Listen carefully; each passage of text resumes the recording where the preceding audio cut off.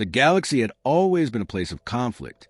Entire star systems had been reduced to drifting debris as civilizations battled over resources, territory, and ideology. In this universe, strength was measured by fleets, weapons, and the ability to annihilate rivals. Humans, young and untested on the cosmic stage, were considered insignificant, a fragile species from a small blue planet with limited technology. Yet it was precisely these limitations that became humanity's greatest strength. Instead of relying on overwhelming force, humans offered something alien civilizations had long forgotten: creativity, empathy, and a belief that problems could be solved without destruction. The first demonstration of this philosophy occurred when humans made contact with the Zereth, a species whose entire civilization had been built on conquest. Towering bioengineered warriors, the Zereth had crushed neighbors, expanding their empire through intimidation and overwhelming firepower. To them, humans seemed laughably defenseless. But instead of reacting with aggression, humans extended an offer of collaboration and dialogue, presenting simulations and strategies that emphasize negotiation, cooperation, and shared gain. Initially, the Zereth were dismissive, seeing little value in the words of a species they believed could not survive in the galactic arena. When a minor conflict erupted between the Zereth and a neighboring species, the Lyrans, humans intervened, not with weapons but with strategy. They orchestrated dialogues, proposed neutral zones, and demonstrated how trade and cooperation could prevent unnecessary bloodshed. Within days, open hostilities ceased. The Zereth were stunned. A species they had deemed weak had achieved what war had failed to do: peace without compromise of strength. Word of humanity's approach spread quickly. Other civilizations, long mired in cycles of violence, began to observe humans not with contempt, but with curiosity and awe. Yet not all species were willing to embrace these methods. The Clitherans, a hive-minded insectoid species, initially resisted. To them, war was instinct and conflict was a natural order. Humans faced their first true test when a Clitheran fleet approached a disputed system, prepared to conquer or annihilate anyone in its path. Instead of attacking, humans used observation, communication, and demonstration. They intercepted scouts and presented simulations predicting the consequences of aggression versus diplomacy. Slowly, the Clitherans observed patterns that contradicted their instincts. Needless conflict weakened their own influence, while dialogue created more stable alliances. Through patience, creativity, and relentless persistence, humans began to rewrite the rules of interstellar engagement. Their power did not lie in fleets or weapons, but in their ability to think, adapt, and influence. Entire species began to experiment with human strategies, forming councils, trade agreements, and cooperative defense networks that had once been unimaginable. Civilizations that had fought for millennia began to realize that empathy, foresight, and innovation could achieve what war never could: lasting security, mutual prosperity, and enduring influence. Humans taught the galaxy that intelligence and collaboration were as potent as fleets of warships. They demonstrated that influence could be achieved without destruction, that victories could be earned through understanding rather than fear, and that the most formidable weapon in any conflict was not firepower, but creativity. Slowly, species that had once dismissed humans as fragile began to see them as visionaries, a species capable of inspiring a revolution in thought rather than conquest. And so, humanity's journey began, not through fire or domination, but through the subtle, profound power of ingenuity, diplomacy, and empathy. Across star systems, species began to reconsider their ways, inspired by the humans who had shown that even in a universe dominated by war, there was always another path. Humanity had proven that survival, influence, and progress did not require destruction, but the courage to teach, to collaborate, and to imagine a future beyond conflict. The humans' influence spread slowly but steadily, reaching corners of the galaxy that had never before considered alternatives to war. Entire civilizations, long locked in cycles of violence, began to experiment with human methods.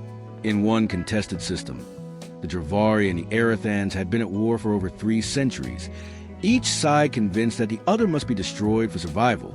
Humans arrived as mediators, not conquerors, and immediately began observing both societies, cataloging their fears, motivations, and cultural norms. Scientists and diplomats worked together, creating simulations that predicted the outcomes of both continued conflict and negotiated solutions. The process was painstaking. Initial attempts at dialogue were met with suspicion, veiled threats, and even minor skirmishes. Yet the humans persisted, demonstrating patience and adaptability in ways that alien civilizations had never witnessed.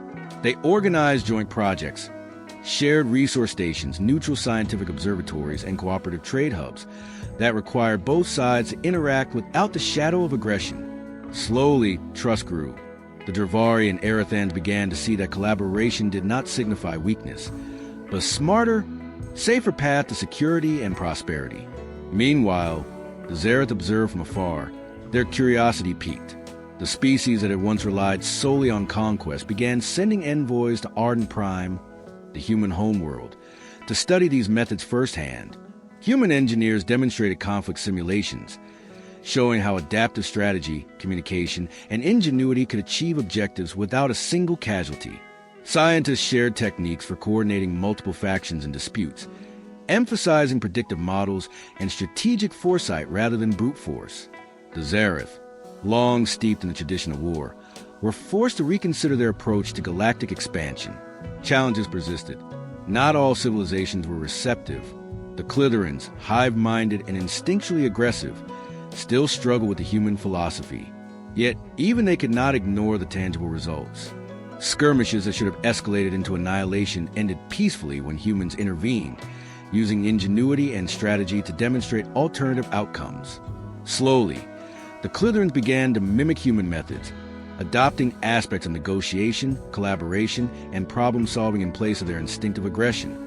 Humans also introduced a revolutionary concept: interstellar councils, where multiple civilizations could meet regularly to resolve disputes.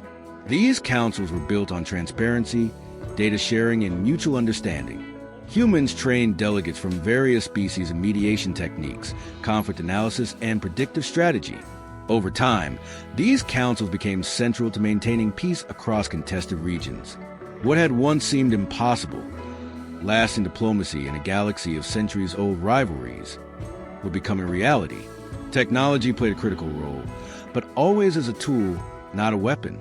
Humans created simulation chambers where alien leaders could see the consequences of their choices in real time. Resource management programs allowed civilizations to negotiate over scarce supplies without conflict. Communications grids enabled rapid dialogue across star systems, reducing the delays and misunderstandings that often led to escalation. Every innovation reinforced the human philosophy that intelligence, collaboration, and foresight could achieve what fleets and weapons never could. Stories of human ingenuity spread like wildfire. Entire star systems began to model their societies after human methods of governance, diplomacy, and strategy. Alien children were taught human approaches to conflict alongside their own cultural traditions. Scholars across the galaxy studied humanities techniques, creating academic fields dedicated to understanding the human method. Even those species who had once sought only war began to see humans as exemplars of a higher, more effective form of power. Yet, the greatest test was still ahead. A coalition of war-driven species, threatened by the rapid spread of human philosophy, attempted to suppress it. They deployed fleets to enforce dominance over systems that had begun to adopt human-inspired diplomacy. Humans did not respond with fleets of their own.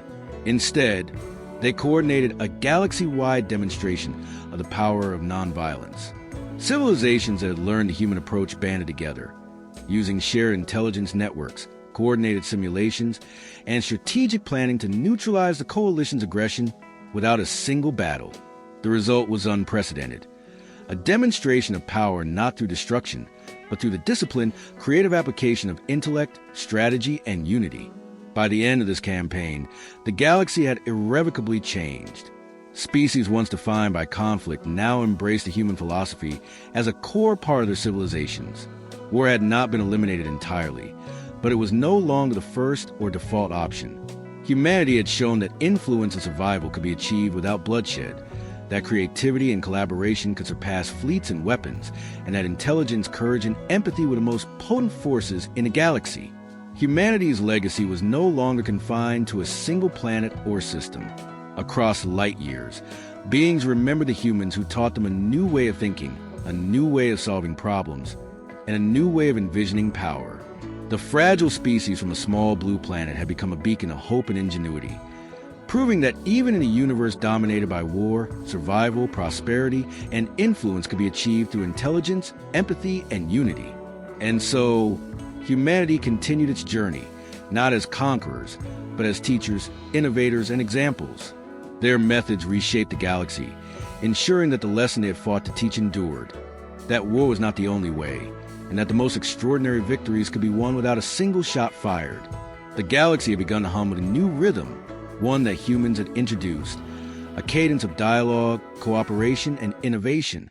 Systems once locked in perpetual war now communicated regularly, sharing information and resources, seeking solutions before conflicts could erupt. But this new era was not without challenges. Some civilizations, steeped in centuries of aggression, still resisted the human philosophy. They saw negotiation as weakness, collaboration as a threat to their dominance, and humans as interlopers attempting to impose alien ideals. The first major test of humanity's growing influence came when a coalition of aggressive species, descendants of ancient war empires, decided to assert control over strategically vital Helix Quadrant. Their plan was clear: overwhelm the region's defenders with brute force and crush any attempts at resistance. Humans, now recognized across several systems as mediators and problem solvers, were called upon not to fight, but to orchestrate a response that relied solely on ingenuity and coordination. Humans studied the coalition's fleet movements, communication patterns, and command hierarchies, identifying weaknesses in predictability and overconfidence. They organized the civilizations of the Helix Quadrant into a network of interlinked defenses, not through weapons alone, but through deception, coordination, and resource management. Mining drones were repurposed to create false navigational hazards, communication networks were rerouted to confuse the enemy, and simulation grids were projected in real time to anticipate coalition maneuvers.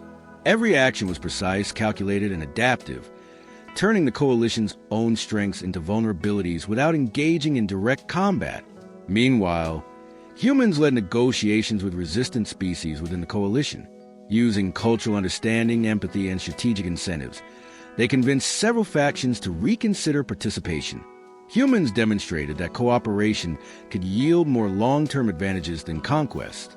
Entire sectors switched allegiance not through intimidation, but through evidence and trust built on transparency, shared resources, and mutual benefit. What had once seemed like an inevitable war began to dissolve before it could ignite. The coalition's remaining forces, frustrated and confused, attempted to press forward. Yet the humans' network strategy was unstoppable. Civilizations across the Helix Quadrant had coordinated actions, diverted fleets, and neutralized threats through ingenuity alone. At key points, humans used energy redirection techniques to disrupt weapon systems temporarily, giving allied forces time to reposition and reorganize. All of this occurred without a single direct confrontation. The humans' approach was not passive. It was dynamic, adaptive, and overwhelmingly effective.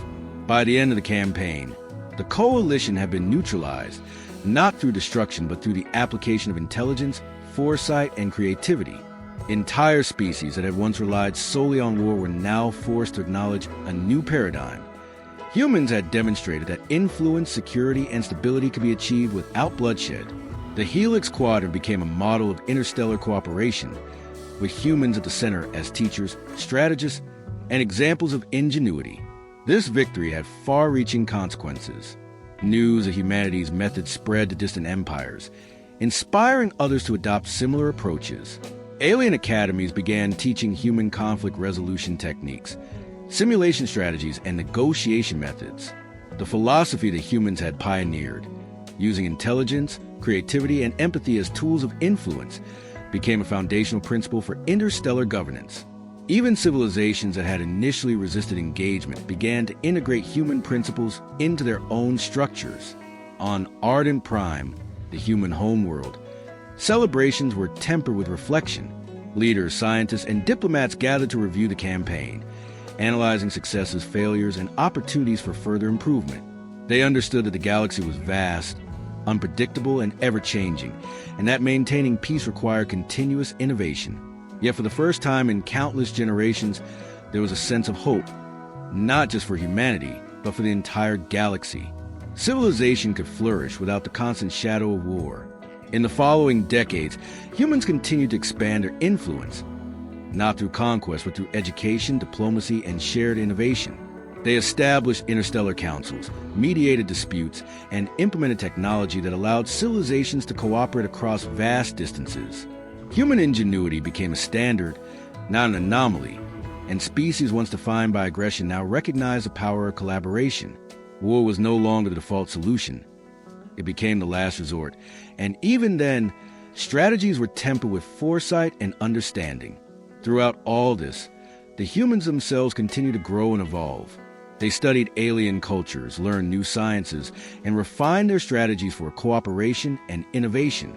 Each encounter, each negotiation, each campaign without bloodshed reinforced a simple truth. The most powerful weapon in the galaxy was not a fleet or a cannon, but the human mind, united by creativity, empathy, and the unwavering belief that solutions could be found without destruction. Generations later, children on distant planets learned stories of the humans who had taught the galaxy that war was not the only way.